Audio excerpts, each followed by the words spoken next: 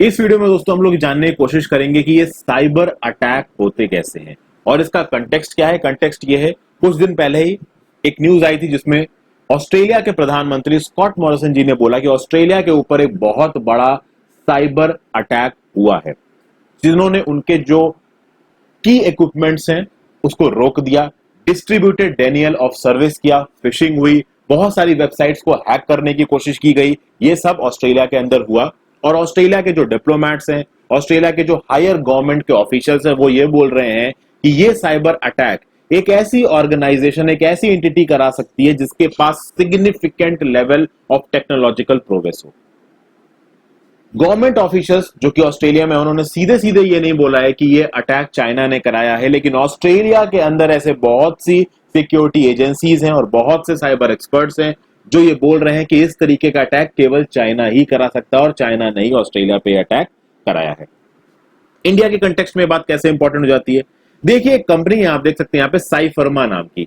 इस साइफर्मा नाम की कंपनी ने बोला है कि डार्क वेब पे इन्होंने कुछ कम्युनिकेशंस को डिकोड किया है और उस कम्युनिकेशन से ये पता चल रहा है कि state sponsored Chinese hacker groups बहुत जल्दी ही इंडियन बिजनेसेस और इंडियन गवर्नमेंट की कुछ की वेबसाइट्स को टारगेट कर सकते हैं। इस न्यूज के बारे में हम लोग बहुत डिटेल में देखेंगे। ये न्यूज सिर्फ एक कंटेक्स्ट है। अभी इस न्यूज पे बहुत सी आवाजें उठ रही हैं, कितनी सही है कितनी गलत है ये तो हम नहीं कह सकते, लेकिन साइबर अटैक्स होते कैसे हैं, साइबर अटैक्स आपको किस लेवल का नुकसान पहुंचा सकते हैं, ये मैं आपको समझाने की कोशिश करूंगा। मेंस के पर्सपेक्टिव से बहुत इंपॉर्टेंट हो जाता है ये सवाल आपके लिए। आगे बढ़ने से पहले वीडियो को लाइक का बटन जरूर दबा दें। ये जो साइफर्मा नाम की साइबर सिक्योरिटी फर्म है, ये क्या बोलती है, ये बोलती है कि लास्ट 10 दिनों से हम लोग डार्क वेब पे कुछ इनक्रिप्टेड कम्युनिकेशंस को डीकोड कर रहे हैं और उस इनक्रिप्टेड कम्युनिकेशंस में ये बोला गया है कि जो चाइना की हैकिंग कम्युनिटीज हैं वो इंडिया के ऊपर एक साइबर अटैक को प्लान कर रही हैं। 10 देश से हम लोग इस एक्टिविटी को ट्रैक कर रहे हैं। ये जो आपकी साइबर सिक्योरिटी फर्म है साइफर्मा नाम की, ये सिंगापुर में इसका हेडक्वार्टर, इसके फाउंडर सीईओ जिनका नाम है कुमार रितेश, उन्होंने ये इंफॉर्मेशन दी। अब सबसे पहले दिमाग में ये चीज आती है, भाई साहब ये डार्क नेट, डार्क वेब क्या होता है। तो देखिए ये विकिपीडिया की डेफिनेशन है डार्क वेब की। It is the world wide web content that exists on darknets, overlay networks that use the internet but require specific software configuration और ऑथराइजेस टू एक्सेस। मतलब ये इंटरनेट का ही पार्ट है, but ये internet का वो छुपा हुआ पार्ट है जहां पे हम जैसे नॉर्मल लोग नहीं पहुंच पाते हैं। इस पार्ट में पहुंचने के लिए आपको कुछ स्पेसिफिक सॉफ्टवेयर चाहिए, कुछ कॉन्फ़िगरेशंस, कुछ स्पेसिफिक हार्डवेयर, इस तरीके की चीजें चाहिए। तो ये एक्चुअली में डीप वेब है। इस डार्क वेब को डीप वेब भी कहा जाता है दोस्तों।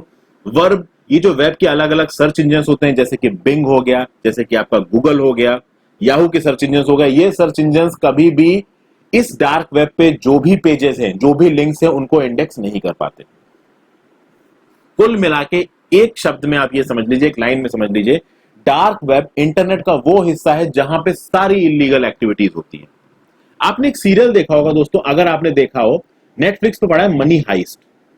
जिसने देखा होगा वो मैं समझाऊंगा, मैं आपको कंटेक्स्ट बताता हूं। मनी हाइस्ट में क्या होता है दोस्तों कि एक group of robbers royal mint of Spain को चुराने का टारगेट कर रहे होते हैं। उस रॉयल मिंट ऑफ स्पेन को चुराने के टारगेट में उनको कुछ हथियारों की जरूरत होती है, कुछ वेपन्स की जरूरत होती है। तो सीरियल में दिखाया जाता है ये वेपन्स वो डार्क वेब पे जाके खरीदते हैं। तो कहने का मतलब यह है डार्क वेब इंटरनेट का वो पार्ट है जहां पे सारी की सारी इलीगल एक्टिविटी होती है। अभी जो साइफर्मा नाम की साइबर सिक्योरिटी फर्म है, ये बोल रही है कि इस डार्क वेब पे जो चाइनीज हैकर्स हैं, ये चाइनीज हैकर्स प्लान कर रहे हैं कि भाई वो इंडिया पे एक अटैक मार सकते हैं। ये बातें बोली जा रही हैं। अब देखिए कौन कौन से ग्रुप है, तो देखिए दो ग्रुप्स का नाम लिया जा रहा है, जो दो चाइनीज ये थ्रेट है, दो चाइनीज कंपनी जिनका नाम है गॉथिक पांडा, स्टोन पांडा। एक का नाम है गॉथिक पांडा और स्टोन पांडा। गॉथिक पांडा और स्टोन पांडा के लिए बोला जाता है कि इनको चाइनीज गवर्नमेंट फंड करती है, चाइनीज गवर्नमेंट इनको पैसा देती है। करेंगे क्या ये लोग, तो जब ये इंडिया पे एक साइबर वॉर छेड़ेंगे तो क्या करेंगे, डिस्ट्रीब्यूटेड डेनियल ऑफ सर्विस करेंगे। ये डिस्ट्रीब्यूटेड और डेनियल ऑफ सर्विस क्या होता है वो मैं बताऊंगा आपको।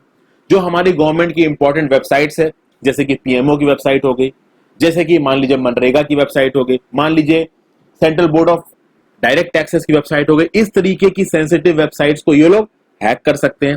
फिर जो बड़ी बड़ी फर्म्स हैं इंडिया की, जैसे रिलायंस जियो इन्फोकॉम हो गया, लार्सन एंड ट्यूब्रो हो गया, भारती एयरटेल हो गया, अपोलो टायर्स हो गया, माइक्रोमैक्स हो गया, सिप्ला, सन फार्मा, इनकी वेबसाइट्स को भी हैक कर सकते हैं। हमारी मिनिस्ट्री ऑफ डिफेंस की, मिनिस्ट्री ऑफ एक्सटर्नल अफेयर्स की, इनकी वेबसाइट्स को हैक कर सकते हैं। इवन ये कहा जा रहा है कि बहुत सारे media outlets, times of India, Hindustan times, इनके ऊपर भी अटैक पड़ सकते हैं। तो ये साइफरमा ने बोला है। अब साइफरमा के फेवर में भी बहुत सारे लोगों ने बोला कि हाँ भाई इस तरीके के अटैक्स हो सकते हैं। तो अब इंडिया में इन अटैक्स को डील करने के लिए एक बॉडी है जिसका नाम है Indian computer emergency response team, CERT In के नाम से आपने इसको सुना होगा। सर्ट इन का काम क्या होता है दोस्तों? ये जो टीम है सर्ट इन नाम की टीम, ये ministry of electronics and information technology के अंदर काम करती है। इंडिया के जो क्रिटिकल इंफॉर्मेशन टेक्नोलॉजी के नेटवर्क्स हैं उनको बाहर के साइबर अटैक से बचाने के लिए डीपली ये जो ऑर्गेनाइजेशन है सर्ट इन, ये बनाया गया। ऑब्वियसली जब से ये इंडिया चाइना का स्टैंड ऑफ चल रहा है तो सारी गवर्नमेंट एजेंसीज अलर्ट पे हैं, and I am sure CERT In भी पूरी तरीके से अलर्ट पे होगा। यहाँ पे साइफर्मा ने इस सिक्योरिटी थ्रेट को पॉइंट आउट करते हुए सर्ट इन को भी बता दिया कि भाई इस तरीके की चीजें हो सकती हैं। लेकिन जब इस तरीके की बातें आई तो दोस्तों इसके अगेंस्ट में भी लोग बोल रहे हैं। जैसे फॉर एग्जांपल एक पर्सन है जे प्रसन्न, ये जे प्रसन्न को फाउंडर है cyber security and privacy foundation के। ये बोलते हैं कि अगर कोई स्टेट अटैक होगा, अगर कोई चाइना अटैक प्लान कर रहा होगा इंडिया के ऊपर साइबर अटैक, तो वो सीधे सीधे साइबर अटैक कर देगा, उसके बारे में सोशल मीडिया पे बात नहीं होगा। यहाँ पे सोशल मीडिया का मतलब ये डार्क वेब से कर रहे हैं। कह रहे हैं कि जो स्टेट प्लेयर्स होते हैं सीक्रेटली ऑपरेट करते हैं। ऑस्ट्रेलिया पे जो अटैक हुआ वो सीक्रेटली प्लान हुआ, अगर इंडिया पे अगर साइबर अटैक होता तो सीक्रेटली प्लान होता, और हो सकता है सीक्रेटली हो भी गया हो, चाइना ने कर भी दिया हो, बट हमारे सर्टेन ने उसको रोक दिया हो, कुछ भी हो सकता है। ये न्यूज कितनी सही है कितनी गलत है इस पे हम नहीं जाएंगे दोस्तों। मेन चीज क्या है, हमें ये समझना है कि भाई ये साइबर अटैक्स होते कैसे। उससे पहले ये जो दो कंपनी बताई गई, गौतिक पांडा और स्टोन पांडा, इसमें से गौतिक पांडा काफी बार न्यूज में रही है। देखिए गौतिक पांडा 2-3 ऑपरेशंस के लिए रिस्पॉन्सिबल मानी जाती है। एक ऑपरेशन क्लैंडस्टाइन फॉक्स, एक operation clandestine wolf, operation double tap.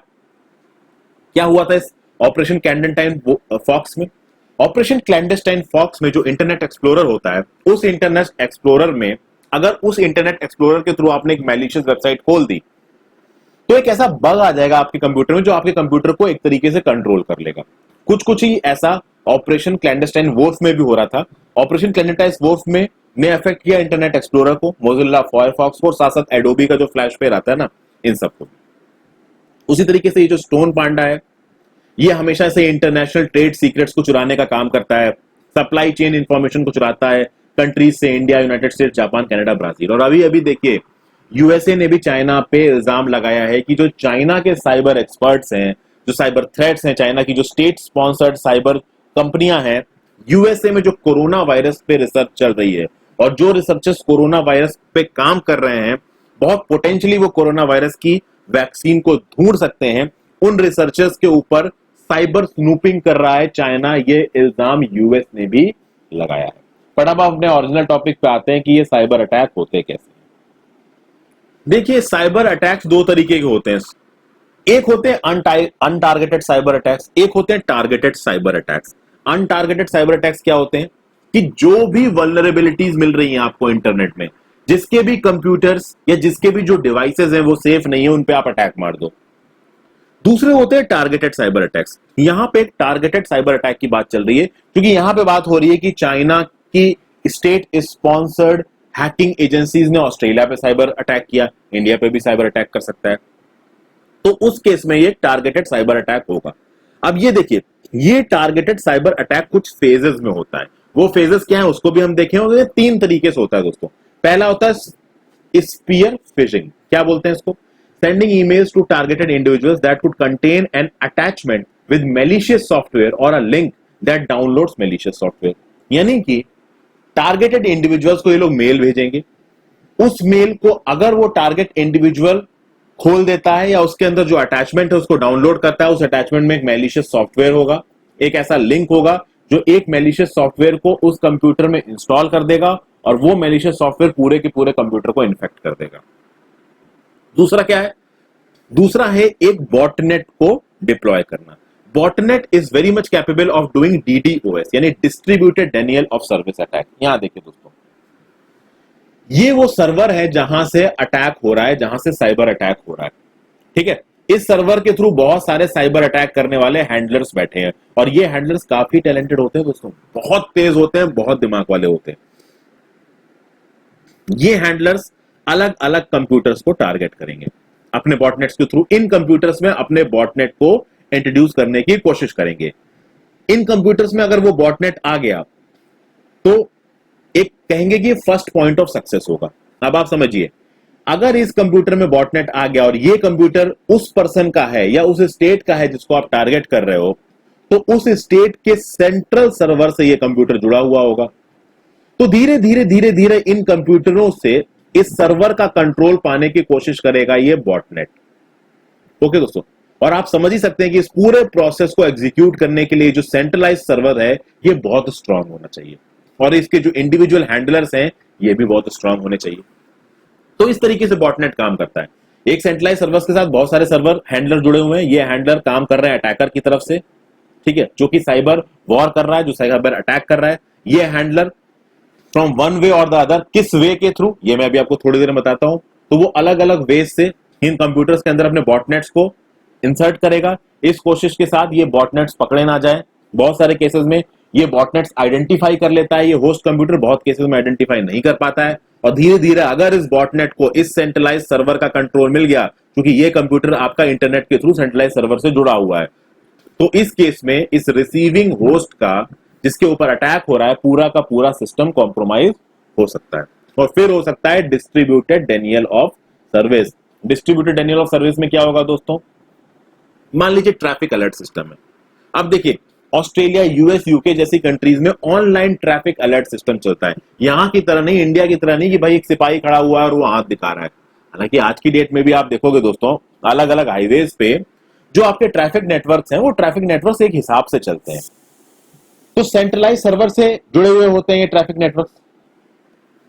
अब ये जो मान लीजिए सेंट्रलाइज ट्रैफिक का जो नेटवर्क है दोस्तों, जो सर्वर है ट्रैफिक का सेंट्रलाइज सर्वर, वो आपके ट्रैफिक सिग्नल्स को सेंट्रली मैनेज कर रहा है। अगर इस नेटवर्क पे काबू पा लिया तो ऑब्वियस सी बात है वो ट्रैफिक सिग्नल्स को कोलैप्स कर सकता है। पूरा का पूरा ट्रैफिक सिग्नल फिक्स जो पूरा सिस्टम है वो कोलैप्स कर सकता है। इसको मैं इंडिया के एग्जांपल समझाता हूं।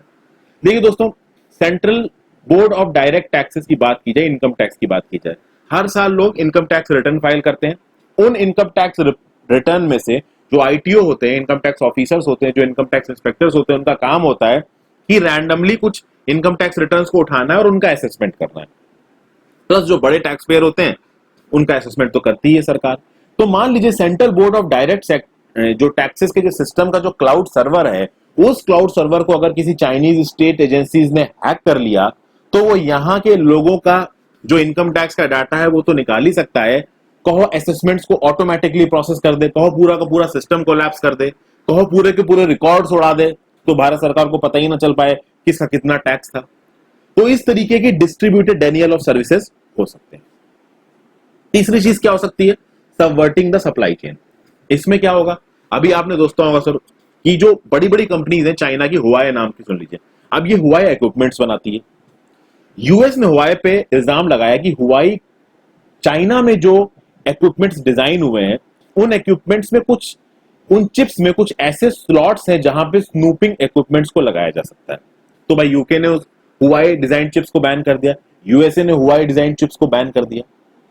तो सप्लाई चेन को अफेक्ट करके, यानी कि आप एक ऐसा इक्विपमेंट बनाइए जिस इक्विपमेंट में साइबर अटैक को करने वाले जो पोटेंशियल हार्डवेयर हैं वो लगे हुए हैं, या फिर आप ऐसा कोई सॉफ्टवेयर बनाइए जो कि एक बहुत बड़े लेवल पे यूज किया जा रहा हो और वो भी हैकिंग कर सके।